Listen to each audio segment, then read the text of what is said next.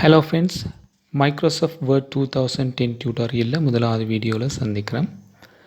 இந்த வேர்ட் அப்ளிகேஷனை நாங்கள் பொதுவாக அலுவலகங்கள், பாடசாலைகள், பல்கலைக்கழகங்கள் இன்னும் பல விடயங்களுக்கு பயன்படுத்தக்கூடியதாக இருக்கும்.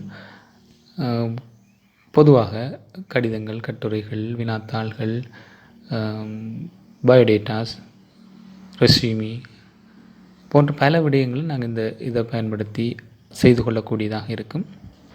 முதலாவதாக ஒரு நியூ வேர்ட் டாக்குமெண்ட்டை எப்படி உருவாக்குதுன்னு பார்ப்போம். உங்களோட கணினியில் பார்த்தீங்கன்னு சொன்னால் டெஸ்க்டாப் இருக்கும். அதில் ரைட் கிளிக் பண்ணி, மவுஸில் ரைட் கிளிக் பண்ணி நியூ என்ற பட்டனுக்குள்ளே போனீங்கன்னு சொன்னால் ஒரு சப்மெனு ஒன்று உருவாகும். அதில் மைக்ரோசாஃப்ட் வேர்ட் டாக்குமெண்ட் என்ற கிளிக் பண்ணிங்கன்னு சொன்னால் உங்களோட டெஸ்க்டாப்பில் நியூ மைக்ரோசாஃப்ட் வேர்ட் டாக்குமெண்ட் என்ற பேரில் ஒரு புதிய டாக்குமெண்ட் ஒன்று உருவாகிருக்கும். நீங்கள் அதை டபுள் கிளிக் செய்கிறதன் மூலமாக ஓப்பன் பண்ணி கொள்ளலாம்.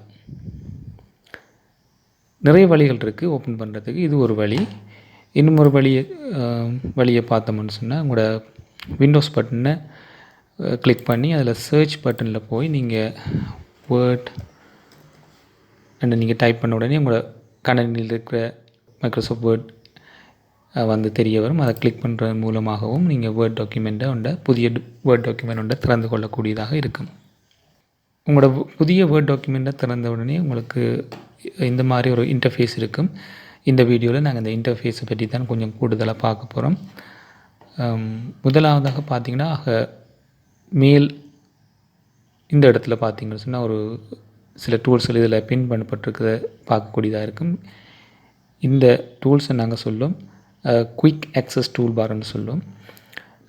அதில் ஆல்ரெடி சில கமாண்ட் பின் பண்ணப்பட்டிருக்கு, நீங்கள் பார்க்கக்கூடியதாக இருக்கும். சேஃப் பட்டன், மற்றது ஓப்பன். இந்த அம்புக்குறியை கிளிக் பண்ணுறதன் மூலமாக இந்த குயிக் ஆக்சஸ் டூல் பாரில் நீங்கள் தேவையான ஒரு கமாண்டை பின் பண்ணி கொள்ளலாம். உதாரணமாக ஸ்பெல்லிங் அண்ட் கிராமர் கமாண்ட் தேவைன்னு சொன்னால் நீங்கள் இதில் டிக் பண்ணி விட்டிங்கன்னா இந்த இடத்துல அந்த கமாண்ட் இருக்கும். அதே போல் இன்னொன்று பார்த்தோம்னு சொன்னால் குயிக் பிரிண்ட், இதை கிளிக் பண்ணிங்கன்னு சொன்னால் அதுக்குரிய ஐகன் பிரிண்ட்டுக்குரிய ஐகன் இந்த இடத்துல இருக்கும். நீங்கள் ஈஸியாக இந்த கமாண்டை பயன்படுத்தக்கூடியதாக இருக்கும். அதான் குயிக் ஆக்சஸ் டூல் பாரில் இருக்கிற பிரயோசனம் என்னன்னு சொன்னால் உடனடியாக இந்த கமாண்டை நாங்கள் பயன்படுத்தக்கூடியதாக இருக்கும். அதில் கமாண்ட்ஸ் கொடுத்தீங்கன்னு சொன்னால் இதில் நிறைய கமாண்ட்ஸை இதில் உங்களோட குயிக் ஆக்சஸ் டூல் பாரில் பின் பண்ணக்கூடியதாக இருக்கும். இதில் இருக்கிற இவ்வளவுமே நீங்கள் குயிக் ஆக்சஸ் டூல் பாரில் பின் பண்ணக்கூடிய டூல்ஸ் எல்லாம் இதில் காட்டப்படுது. தேவையான டூல்ஸை நீங்கள் அதில் பின் பண்ணி கொள்ளலாம். சில நேரம் இந்த குயிக் ஆக்சஸ் டூல் பாரில் சில டூல்ஸ்கள் எங்களுக்கு தேவையில்லைன்னு சொன்னால் நீங்கள் இந்த டிக்கை கேன்சல் பண்ணி விட்டிங்கன்னா அது இல்லாமல் போகும். உதாரணமாக அந்த குயிக் பிரிண்ட்ன்றது உங்களுக்கு தேவையில்லைன்னு சொன்னால் நீங்கள் இதை டிக்கை கேன்சல் பண்ணி விட்டிங்கன்னா இந்த இடத்துல இல்லாமல் போகும். ரைட். அதுக்கு கீழே பார்த்தீங்கன்னா இந்த ப்ரெஸ் பார்த்தீங்கன்னு சொன்னால் இது மெயின் மெனு.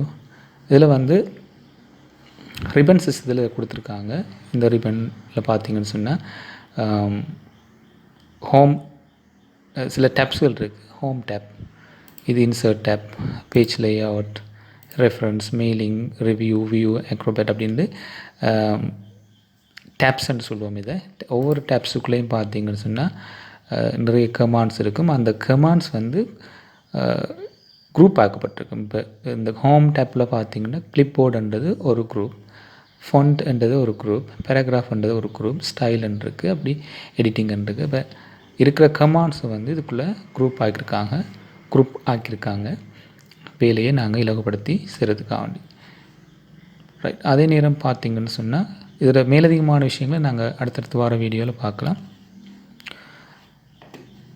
அடுத்த விஷயம் பார்த்திங்கன்னு சொன்னால் இருக்க ரூலரை நாங்கள் சொல்லலாம். இந்த இருக்க ரூலர் கிடையாகவும் நிலைக்குத்தாகவும் 2 ரூலர் காட்டப்பட்டிருக்கு. அதை நீங்கள் பார்க்கக்கூடியதாக இருக்கும்.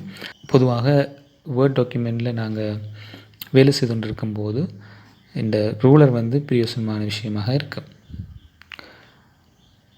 உங்களுக்கு ரூலர் தேவையில்லைன்னு சொன்னால் இந்த இடத்துல நீங்கள் கிளிக் பண்ணுறது மூலமாக இல்லாமல் செய்யலாம். தேவை என்று சொன்னால் நாங்கள் இந்த இடத்துல உண்டாக்கி கொள்ளக்கூடியதாக இருக்கும். அடுத்த விடையும் இந்த இருக்க பகுதியை பார்த்திங்கன்னா பேஜ் 1 of 1 இருக்குது. அதாவது இந்த டாக்குமெண்ட்டில் ஒரு பேஜ் இருக்குது. முதலாவது பேஜ்லேயே நாங்கள் வேலை செய்து கொண்டிருக்கோம். அந்த விஷயத்தை இந்த இடம் காட்டி கொண்டிருக்கும். நிறைய பேஜஸ்ன்னு சொன்னால் எத்தனை பேஜஸ் இருக்கோ அத்தனை பேஜஸை இது காட்டும். உதாரணமாக 10 பேஜஸ்ன்னா 1 of 10 காட்டும். எந்த பேஜில் நாங்கள் உங்களோட இந்த கர்சர் பாயிண்ட் நிற்கிறதோ அந்த பாயிண்ட்டை இதில் அந்த பேஜ் நம்பர் இதில் காட்டி கொண்டிருக்கும். மொத்தமாக இருக்கிற பேஜ் இங்கே காட்டி கொண்டிருக்கும். அதே நேரம் இது வேர்ட்ஸ் கவுண்டர்னு சொல்லுவோம். இப்போ இதில் ஒரு வேர்ட்ஸும் இல்லை, அதனால் 0 இருக்குது. நான் உதாரணமாக ஒரு ஆப்பிள் டைப் பண்ண உடனே இங்கே வேர்ட்ஸ் கவுண்டை பார்த்தீங்கன்னு சொன்னால் 1 வரும். அதாவது இந்த டாக்குமெண்ட்டில் எத்தனை வேர்ட்ஸை நாங்கள் டைப் பண்ணுறோமோ எத்தனை வேர்ட்ஸ் இருக்குன்றதை கவுண்ட் பண்ணி கொண்டே இருக்கும். அந்த விஷயம் இதில் தெரியும். ரைட். அடுத்ததாக இந்த இடத்த பார்த்தீங்கன்னு சொன்னால் இது இந்த டாக்குமெண்ட் தெரியுது லே அவுட்னு சொல்லுவோம். இது பிரிண்ட் லே அவுட்டில் இருக்குது. அப்படி சில layout full screen layout இருக்குது, வெப் லே அவுட் இருக்குது. அப்படி சில லே அவுட்டுகள் இதில் பார்க்கக்கூடியதாக இருக்கும். அதே நேரம் இந்த பிரதேசத்தை நாங்கள் இந்த கமாண்டை பார்த்தோம்னு சொன்னால் இது எங்களோட டாக்குமெண்ட்டை வியூவை ஜூம் பண்ணலாம், இல்லாட்டி குறைச்சி கொள்ளலாம். இப்போ இந்த இருக்கிற ப்ளஸ் பட்டனை நீங்கள் கிளிக் பண்ணுறது மூலமாக உங்களோட டாக்குமெண்ட்டை வியூவை பெருசாக்கி கொள்ளலாம். தேவையில்லைன்னு சொன்னால் நாங்கள் இந்த மைனஸ் பாயிண்ட்டை கிளிக் பண்ணுறது மூலமாக குறைச்சி கொள்ளலாம். டிஃபால்ட்டாக இது 100% வியூவில் இருக்கும். அதே போல் இந்த இருக்கிற பகுதியை நாங்கள் சொல்லுவோம் ஸ்க்ரோல் பார், வெர்டிக்கல் ஸ்க்ரோல் பார்னு சொல்லும். இதை நாங்கள் மவுஸை கிளிக் பண்ணி நகர்த்துவதன் மூலமாக இல்லாட்டி மவுஸ் வீலை நாங்கள் ஸ்க்ரோல் பண்ணுறதன் மூலமாக இதை டாக்குமெண்ட்டை மேல் பகுதி அல்லது பொட்டம் பகுதிகள் பார்த்து கொள்ளக்கூடியதாக இருக்கும். நிறைய பேஜஸ் இருக்கிற சந்தர்ப்பத்தில் நாங்கள் மவுஸில் இருக்கிற வீலை ஸ்க்ரோல் பண்ணி பார்க்கக்கூடியதாக இருக்கும். கிடையாகவும் ஒரு ஸ்க்ரோல் பார் தெரியும். உதாரணமாக இதில் வியூவை நீங்கள் கூட்டி கொண்டு போகக்குள்ள பார்த்திங்கன்னா தெரியும் இந்த ஸ்க்ரோல் பார் தானாகவே எனேபிள் ஆகும். இது இந்த டாக்குமெண்ட்டை வலது அல்லது இடது பக்கத்தை பார்க்குறதுக்கு நாங்கள் இதை பயன்படுத்தக்கூடியதாக இருக்கும். அடுத்த விஷயம் பார்த்திங்கன்னு சொன்னால் இந்த இருக்கிற பாயிண்ட் இது இந்த ரிப்பன்னு சொல்லுவோம். இந்த ரிப்பனை நாங்கள் சில நேரம் மறைக்க வேண்டிய தேவை இருந்தால் இதை பயன்படுத்தி மறைச்சி கொள்ளலாம். உதாரணமாக இதை கிளிக் பண்ணிங்கன்னு சொன்னால் இந்த ரிப்பன் மறையும். தேவை என்று சொன்னால் அதை இந்த இருக்கிற டூலை கிளிக் பண்ணுறது பட்டனை கிளிக் பண்ணுறது மூலமாக அதை எனேபிள் பண்ணி கொள்ளலாம். மற்றது இந்த இருக்க பகுதி மேல் மூலையில் பார்த்திங்கன்னு சொன்னால் வலது பக்கம் மேல் மூலையில் 3 பட்டன்ஸ் இருக்குது. ஒன்று இது மினிமைஸ் பட்டன்னு சொல்லும். இதை கிளிக் பண்ணுறது மூலமாக இந்த டாக்குமெண்ட்டை நீங்கள் டாஸ்க் பாரில் மடித்து கொள்ளலாம். தேவைன்னு சொன்னால் இதை கிளிக் பண்ணுறது மூலமாக பெருசாகி கொள்ளலாம். அதே போல் இது ரெஸ்டோர் டவுன்னு சொல்லுவோம். இதை கிளிக் பண்ணுறது மூலமாக இந்த விண்டோவை நீங்கள் சின்னனாக்கி கொள்ளலாம்.